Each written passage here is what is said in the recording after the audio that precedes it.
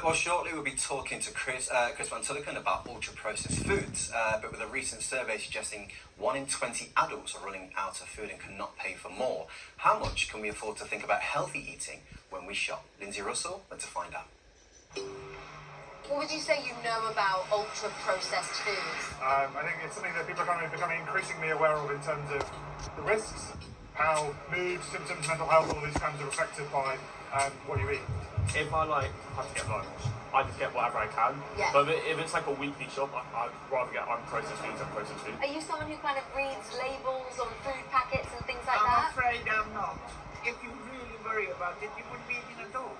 I learned ages ago that if something's got more than 5 ingredients in it, it's probably not good for you. Do you worry about kind of what's in your food? No, not a lot, but I don't really do a lot of ping meals, which Okay. I consider as processed food. I usually cook from scratch when I can. But as you have 3 young grandchildren, it's not quite so easy. Although they are quite good. Do you like fruit and veg, don't you, boys? Do you? Healthier foods are more expensive often than cheaper foods, so you look at on the high street here, that's a problem. Would you say cost is the top priority? Yes, it has to be. Mhm. As a pensioner, you have to think about it. I normally factor in first the foods I like, and then the cost of it, because I want to buy food that made me happy. In short life, you've got to enjoy your food. Well, it is getting harder and harder, isn't it? And things are going up by the minute. But time now to welcome our first guest who will have lots to say on this subject. It's Dr. Chris van Tulleken. Nice to see you. Welcome to the show, Chris. Now, I mean, it is quite shocking, what people are going through and how much they're struggling with this topic. Was you surprised to hear a lot of what people had to say, though, on the subject? I thought Lindsay collected such amazing points from people. There were so many different things highlighted. One is the fact that this is the only affordable, available food, ultra-processed food, for many people in this country. And I love the reference to ping foods as well, because I think that's such a great way of I hadn't heard that up. terminology before. It's good, isn't it? It's very nice. Yeah. Slightly Welsh. It is. Popty Is it? ping is Oh, a right. microwave, see, in Welsh. Pop to ping. Popty ping. Poppy ping. There you go. Learn something every day from you. But I think we feel like we've talked a lot about processed foods, but actually ultra-processed is what we should be looking at, isn't it? And you've written the book all about the subject. That's right, ultra-processed people, which is about the idea that because ultra-processed food is now 60% of what we eat in this country, and kids will typically eat 70 or 80 or 90%, we are building our bodies from foods that aren't really foods. So there's a very long formal scientific definition of ultra-processed food that's used by research groups all over the world. It's recognised by the World Health Organization, the United Nations, but it basically boils down to anything that's wrapped in plastic that has an ingredient like a stabilizer or an emulsifier or an artificial sweetener that you don't have in your kitchen at home.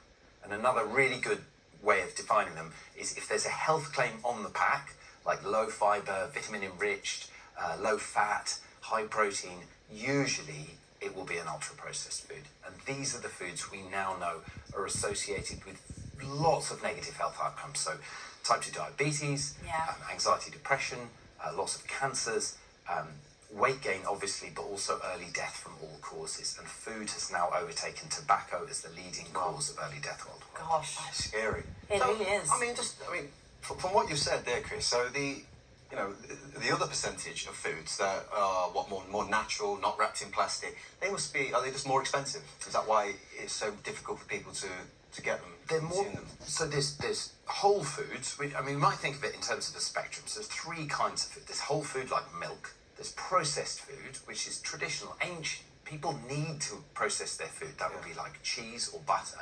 And there's ultra-processed food, which is modern, made with additives, and it's about profit, really. And ultra-processed foods are cheap, not just because they're cheap to buy, but they're incredibly cheap to prepare. They're very quick, and you don't need equipment or training. And so it's not just that real food is more expensive. And, the food we see behind us, this fresh food, it will spoil if you buy it and you don't have a fridge. And we know that millions of people in this country don't have stovetop cookers or refrigerators. I think a lot of people out there would be thinking about your microwave meals, etc. But this is even things like cereal. And that's what I couldn't believe. The important thing is there's lots of it that's obvious junk, but almost all breakfast cereals, almost all supermarket bread is ultra-processed. So the staples, the building blocks of our diet, and now these foods, that are engineered to drive excess consumption. And so that's what many of us feel, is we have an addicted relationship with these foods. Yeah. Well, on the book, Chris, you went to extreme measures, didn't you, to kind of explain this whole process? Tell us what you did. So I went on, I mean, you say it's extreme. I went on a very typical diet for a UK teenager. So for a month, I ate 80% of my calories coming from ultra-processed food. And three things happened. I gained a huge amount of weight without force-feeding myself. My brain was significantly rewired, with those habit-forming bits at the back strongly linked to the addiction parts in the middle.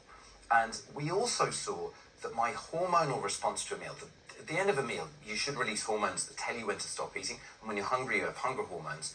My response at the end of a meal, my hunger hormones were still sky high. So this is food that interrupts our body's ability to say, stop eating.